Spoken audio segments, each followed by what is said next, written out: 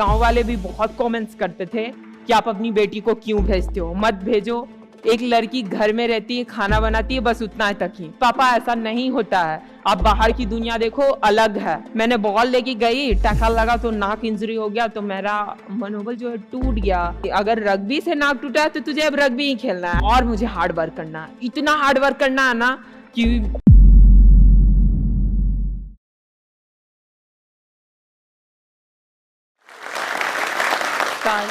मेरा नाम स्वीटी कुमारी है। मैं बाढ़ के एक छोटे से गांव नवादा से हूँ, जहाँ पे लोग जानते नहीं है कि स्पोर्ट्स क्या है। मैं जब भी बड़ी हुई तो पापा ने हमारा 5 साल के बाद एडमिशन स्कूल में करवा दिया। एक गवर्नमेंट स्कूल में, छोटा सा गांव में ही स्कूल था। एडमिशन करवाया, उसके बाद मेरा पढ़ने में बिल्कुल दिल नहीं लगता था। मैं खेलना ज़्यादा पसंद करती थी, बच्चों के साथ खेलना, भाग दौड़ करना ये पसंद था। स्कूल जाती थी मगर स्कूल से मैं भाग आती थी। उसके बाद स्कूल में कुछ दिन बाद एक स्पोर्ट्स मीट कराया गया जिसमें मैंने पार्टिसिपेट किया तो मुझे अच्छा लगा कि मैं तो फाइनली इतना तेज दौड़ती हूँ और अभी स्पोर्ट्स मीट हो रहा है तो मुझे पार्टिसिपेट करना चाहिए। तभी जाके मैंने 6th क्लास में स्पोर्ट्स को पार्टिसिपेट किया। तभी मैं एथलेटिक्स करती थी। एथलेटिक्स 100 मीटर और 200 में पार्टिसिपेट किया, जिसमें हमारा गोल्ड मेडल आया। उसके बाद फिर हमने वहां से अनुमंडल आई, अनुमंडल में भी गोल्ड मेडल आया। फिर डिस्ट्रिक्ट आई, फिर स्टेट आई, फिर नेशनल्स के लिए हमारा सिलेक्शन हुआ। फर्स्ट टाइम था, हमें बहुत ही ज्यादा जोश बढ़ी थी कि हमें कुछ कर दिखाना है। और ऊपर से वहां के लोग जानते नहीं थे कि स्पोर्ट्स होता क्या है।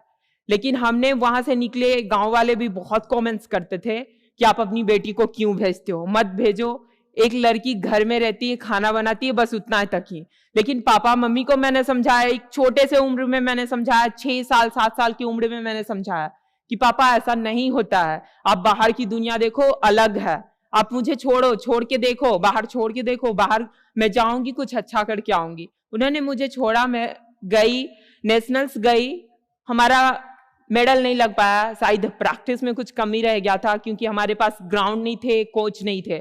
हम क्या करते थे, हमारा घर गंगा नदी किनारे पड़ता था, तो मैं कभी बालू पे रन कर लेती थी, कभी रोड पे भाग लेती थी। तो और ऊपर से कोच नहीं थे हमें बताने के लिए कि आपको फाइनली कैसे प्रैक्टिस करना। फिर भी हमने उस चीज को मैनेज किया और आगे खेलते गए। फिर हमने कंटिन्यू खेला तो, लेकिन फिर उसके बाद मैंने ना 1 साल बाद छोड़ दिया। मेरा मनोबल जो है टूट गया। लगा कि नहीं, हमारा मेडल नहीं लगा तो मुझे नहीं अब खेलना चाहिए।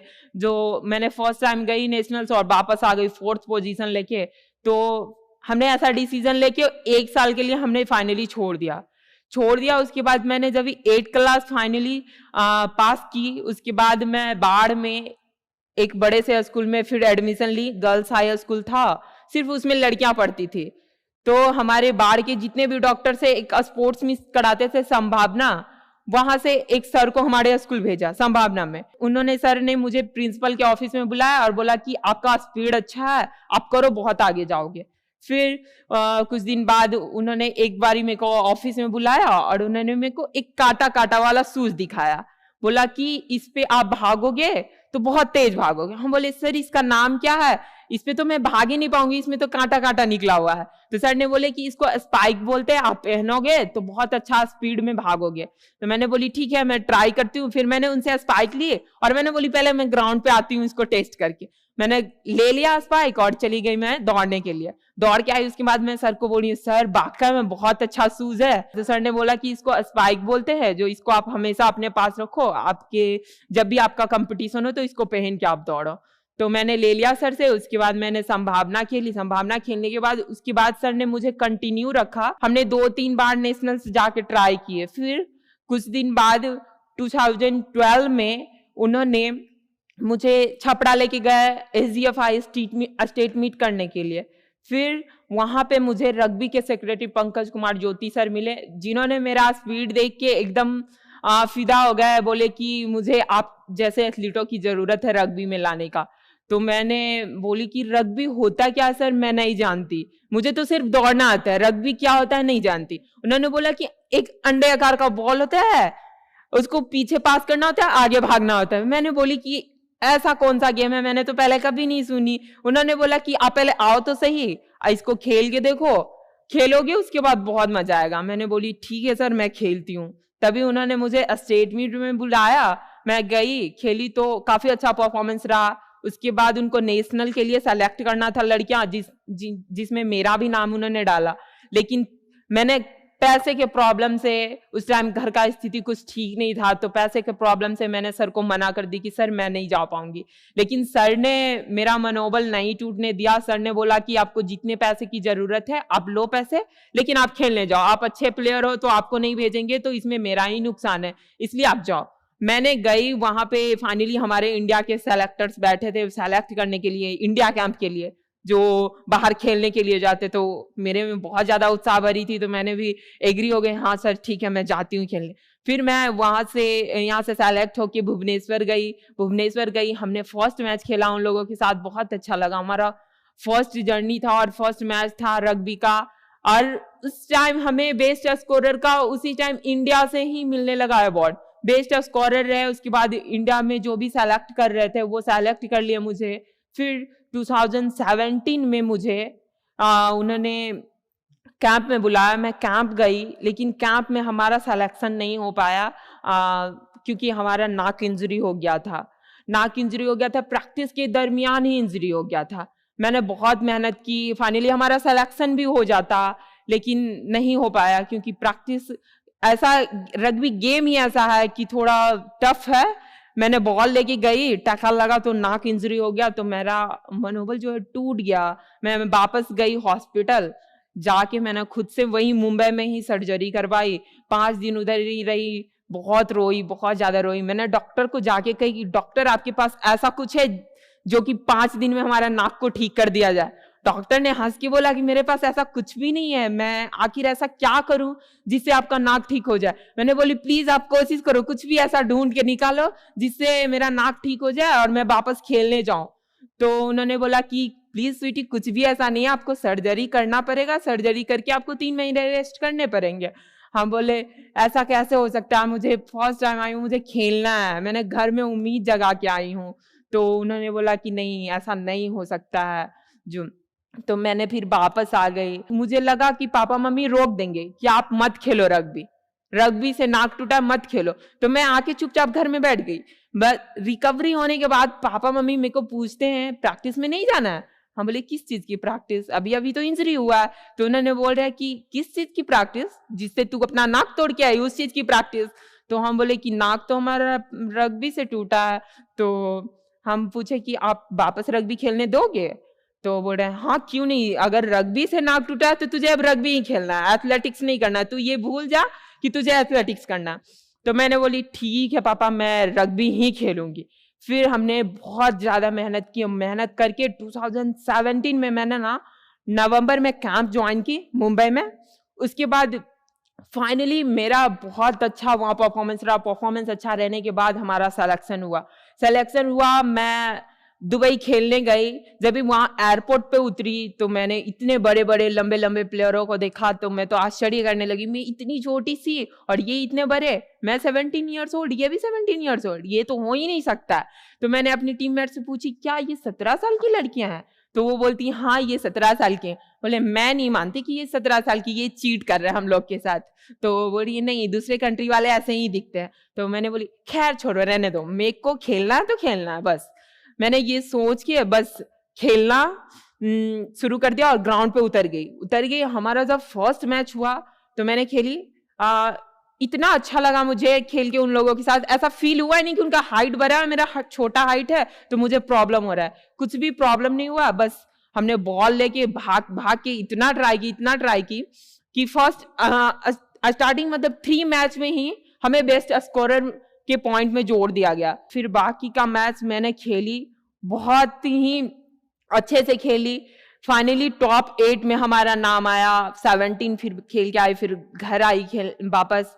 पापा मम्मी ने हमारा एक्सपीरियंस पूछा कि कैसा लगा, मैंने उनको डिटेल बताई, बहुत अच्छा लगा पापा खेल के। उन्होंने बोला कि बहुत ही ज्यादा टफ गेम है, इतना चोट लगता होगा तुम लोग को, मैं कैसे मतलब डिसीजन नहीं ले पा रहा हूँ कि कैसे दोबारा भेजूं खेलने के लिए। जो यहाँ इंडिया में कुछ और गेम हो रहा था और दूसरे कंट्री में कुछ और हो रहा था। तो मैंने बोली कि रूल्स से खेलने से कुछ नहीं होता पापा, उतना ज्यादा चोट नहीं लगता है, आप टेंशन मत लीजिए। अभी खेलना मैंने शुरू किया और आपने मुझे छोड़ दिया घर से, तो आप छोड़ ही दीजिए फाइनली, आप भूल जाइए कि मैं अब घर में बैठने वाली हूँ। तो उन्होंने बोला चल ठीक है। फिर उसके बाद फिर वापस मैंने प्रैक्टिस करते रही, मैंने कोशिश की कि और ज़्यादा मेहनत करूँ और बेहतर खेलूँ। फिर 2018 में हमारा सिलेक्शन हुआ, फिर मैं ब्रुनेई खेलने गई, वो भी सीनियर टीम में हमारा सिलेक्शन हो गया। मैं अंडर 20 की थी बट सीनियर टीम में सिलेक्शन हुआ। मुझे बिल्कुल भरोसा नहीं था कि मेरा सिलेक्शन हो जाएगा सीनियर टीम में, लेकिन फाइनली सिलेक्शन मिल गया मुझे। और मिलने के बाद उसके बाद मैं खेलने गई, वहाँ बेस्ट स्कोरर का अवार्ड मिला मुझे। वो खुशी हुई मेरे अंदर कि मैं क्या थी और क्या हो गई। बेस्ट स्कोरर का अवार्ड मिला, उसकी मतलब वो अनाउंस होते ही मैं वापस चेयर पे बैठने जा रही थी कि दूसरा अनाउंस हो गया कि Asia fastest player award Sweety के नाम। उसके बाद तो मेरे मन में इतना मतलब खुशी की आंसू आने लगा कि मतलब 2 साल में हमारे अंदर इतना चेंजेस आया। जिस टाइम हमारा नाक टूटा उस टाइम मैं घर पे बैठ जाती, तो शायद ये दिन मुझे नहीं देखने के लिए मिलता। तो फाइनली मुझे वो अवार्ड मिला, मैंने अवार्ड ली, उसका क्रेडिट मैं अपने टीममेट्स को दिया क्योंकि उसमें बेसिक हाथ उन्हीं का था। मुझे विंग तक पास खिलाना, बॉल लेके भाग के इतना ज्यादा ट्राई करना। उसके बाद फाइनली वहां से मैं वापस आई, वापस आने के बाद उसकी आने के बाद ही वापस भुवनेश्वर में ही रुक गई, कैंप में ही, क्योंकि हमारा अंडर 18 मैच भी था।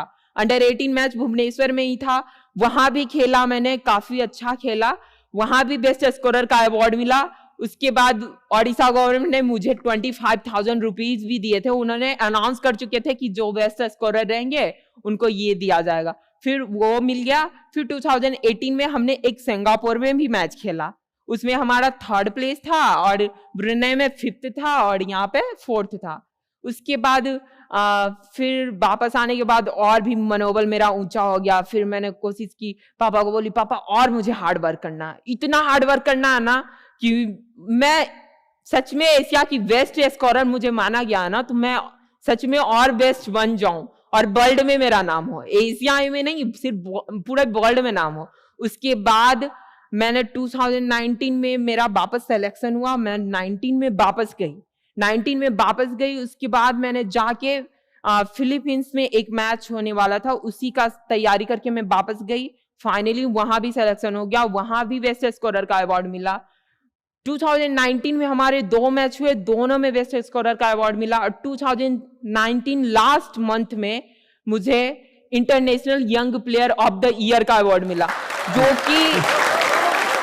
जो कि हमारे एशिया में पहले किसी भी वीमेंस को नहीं मिला था। वो अवार्ड मेरे नाम हुआ। उसके बाद मेरे सामने तो मीडिया वाले पूछने लगे कि आपको कैसा फील हो रहा है कि आप एशिया की फर्स्ट वुमेन्स हैं जिनको ये अवार्ड मिला, इतना स्ट्रगल करके आप आई हैं, इतने छोटे से गांव से आई हैं जहां पे लोग आपको रोकते थे कि आप मत खेलो रग्बी, लेकिन आपने फिर भी खेला रग्बी। छोटे शॉर्ट्स पहनना मना करते थे, फिर भी आपने उनकी बातों को इग्नोर किया और यहाँ तक पहुंच गई हैं। आपको कैसा फील हो रहा है? मैंने बोली मुझे बहुत अच्छा फील हो रहा है। अगर मैं गांव वालों की बात मानती तो शायद ये जगह पे मैं नहीं होती। मैं एक छोटे से गांव से, जहां पे लोग जानते नहीं है कि रग्बी क्या होता है, जहां पे लोग चाहते नहीं कि लड़कियां बाहर निकले, और मैं वहां से निकल के, मैं अपने गंगा किनारे रनिंग करके, रोड रनिंग करके आज यहां पहुंची। तो आप सोचो कि आप क्यों नहीं पहुंच सकते हैं यहाँ तक। मैंने इतना स्ट्रगल किया, इतना कुछ अपना गवाया, लेकिन मैंने वापस उस चीज को पाने की चाह रखी, तभी जाके आज मुझे ये मुकाम मिला। सोचो कि मैं आज एक international young player of the year का अवार्ड ले चुकी हूँ, बेस्ट स्कोरर का अवार्ड ले चुकी हूँ, एशिया फास्टेस्ट गर्ल्स बन चुकी हूँ। तो आप क्यों नहीं बन सकते? आप भी बन सकते हो। तो आप एक बारी जरूर कोशिश करो, आप अपना स्ट्रगल करो, मेहनत करो, आप जरूर इस मुकाम पे आप भी आओगे। मैं आप लोगों से ये एक बारी जरूर कहना चाहूंगी कि अपना मनोबल कभी खत्म नहीं करना चाहिए। मनोबल जो है उसको हाई रखना चाहिए। अगर जिंदगी है तो दुख सुख तो लिखा है, वो तो आना ही आना है। तो इसीलिए आप अपना मनोबल को कभी डाउन मत करिए, उसको हाई रखिए। अगर कोई बड़े बोलते हैं तो बड़े का बात मानिए और उसको मान के आगे बढ़िए। आप लाइफ में बहुत सक्सेस करोगे। अगर आपके बच्चे भी हैं, आपके बच्चे कुछ करना चाहते हो तो उनको करने का मौका दे। एक बार घर से बाहर जरूर निकाले। ये मत सोचिए गांव क्या कर रहा है, समाज क्या कर रहा है, या फिर लोग क्या सोच रहे हैं। आप अगर अच्छा सोच रहे हो तो आपके बच्चे अच्छा करके जरूर दिखाएंगे। तो आप एक बार उनको जरूर मौका दें। धन्यवाद। अगर आप भी इस वीडियो के एंड तक पहुंच गए हैं तो मेरी तरह ही आप भी इंस्पायर जरूर हुए होंगे। आपको भी मोटिवेशन मिली होगी अपने सपनों को पूरा करने की। दोस्तों, सपने तो हम सभी देखते हैं, लेकिन हम में से कुछ ही लोग अपने सपनों को पूरा करने में सक्सेसफुल हो पाते हैं। मैं आपको बताना चाहती हूं कि जो भी इंसान अपने गोल्स को अचीव करने में सक्सेसफुल होता है, उन सभी में कुछ कॉमन स्किल्स होती हैं, जैसे कि अच्छी कम्युनिकेशन स्किल्स, जो कि स्पोकन इंग्लिश से आती हैं। और दोस्तों, हम सभी इस स्किल को मास्टर करके अपनी लाइफ में आगे बढ़ सकते हैं जोश स्किल्स ऐप के साथ। इस ऐप में हम 1 by 1 वोकैबुलरी के नए वर्ड्स, ग्रामर प्रैक्टिसेस, रीडिंग और राइटिंग प्रैक्टिसेस के साथ साथ अपने जैसे अन्य हजारों स्टूडेंट्स के साथ ऑनलाइन इंग्लिश में लाइव बात करके अपनी इंग्लिश को वर्ल्ड क्लास बना सकते हैं। आज ही अपनी सक्सेस की तरफ पहला कदम लें, भारत के नंबर 1 स्पोकन इंग्लिश ऐप जोश स्किल्स के साथ।